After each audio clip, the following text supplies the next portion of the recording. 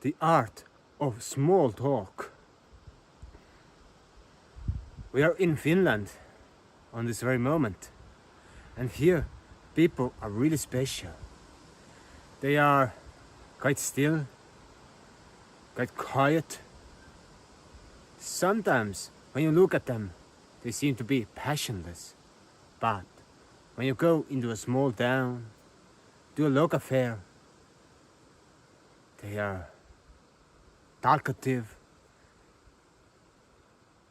They are always looking for some company. And on Saturday evenings, they go to big dance parties, dancing tango in the middle of forests. There are hundreds of venues over the country, in middle of forests, where they dance tango. And this passion comes out in small things.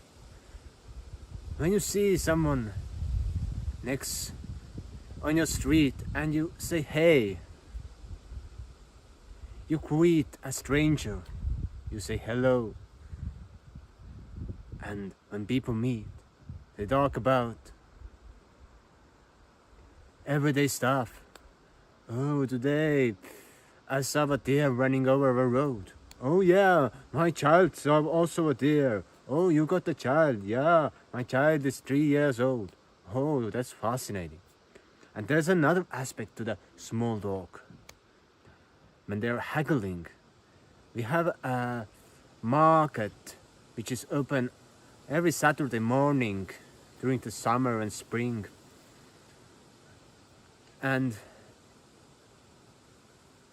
every time when we go there, we see the same people selling their stuff and buying their stuff. And we get to know them each year, each time, each week. And we just talk about nonsense.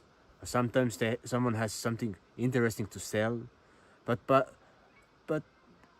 by years, we get to know each other. And we get to know that, oh, that person has a truck in his backyard that we can utilize, we can use. And that person grows tomatoes and has some spare. And we have excess of wood over here. So the natural economics is based on small talk. And small talk is all about crafting relations. And people meet and they're okay with each other. They don't go deep into the topics like politics or gender equality or whatever. Who cares about deep stuff when you can just have this simple relationship that is based on giving and helping each other out? Such relationship creates a belonging, a sense of community. And city dwellers in the big cities, they are looking for communities. They are looking for like-minded people. I'm looking for my tribe. You're looking from a wrong place. Go rural. Go to a small town. And start living there. And start chatting with people. That's your community. Yes, some people have got different views on the world. But it does not mean that they should not communicate. It means that having different opinions, but having an aim of having good relationships, we can have good relationships by having different opinions through the small talk, through wishing to understand and wishing the best to each other. Yes, some people can be vegan and someone can have a slaughterhouse. Okay. But there's a common meeting point.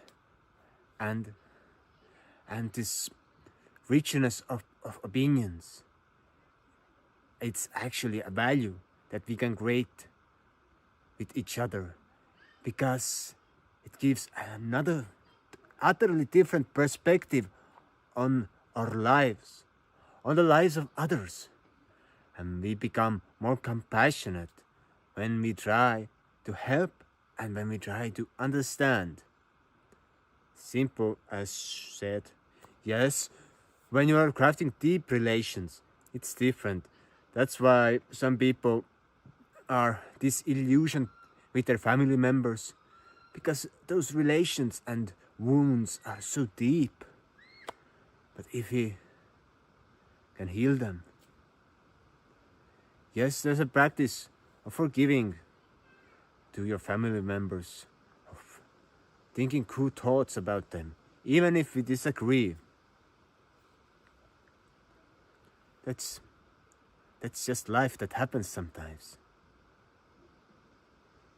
But art is always making friends, not enemies. Because when we have enemies, we suffer, not they. All the wrath and all the anger that we hold within, we suffer because the hatred is in us, not in the other person. Yes, someone can embody the hatred to us, but how can we forgive? And another thing, it's not this hippie stuff that, oh, everybody, yeah, peace and love. But no, it's just like when you know that the person is dangerous, or you keep away from the person, but you don't keep it personal. Yes, sometimes there are really hard situations when someone really dear to you is being hurt. And that's the hardest challenge that anyone can face in this life. The challenge of forgiveness to all the bad that has been done. And it's hard. I know it's hard. But it's the most rewarding challenge to go through. But having those small relations in the rural areas, or even in the big cities, when you can have this relation with someone that you see every day in the park, you say hey, or you are in the same building you're living next to your apartment, and up and downstairs, and you still disagree. Try to find this friendliness. And sometimes, yes, of course, you got to set boundaries. But forgiveness is also set into the boundaries.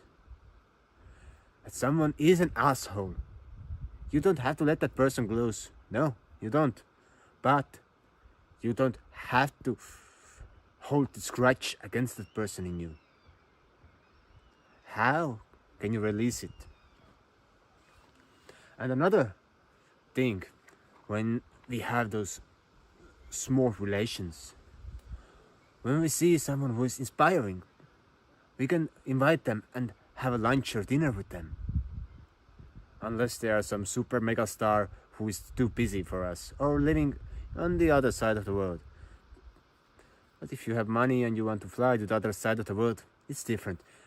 But seeing inspiring people near us, in the nearby town, or in another city nearby, or in our city, we can invite them out and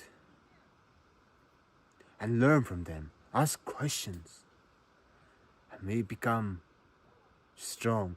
People with the most relations with other people are usually the strongest. Usually they are doing well because they have connections. They know what someone has, and they know how to utilize it, and they also are offering themselves to their relations. So that's a win-win situation. When we find more friends, we create better relations. More people we know, and more people we can get on well. That's a social capital, which is even greater than having a one-man business or whatever. No, social capital helps to create huge businesses, enterprises. Keep that in mind. So check out 8 exercises for the voice, and I wish you all the best. And subscribe. Goodbye.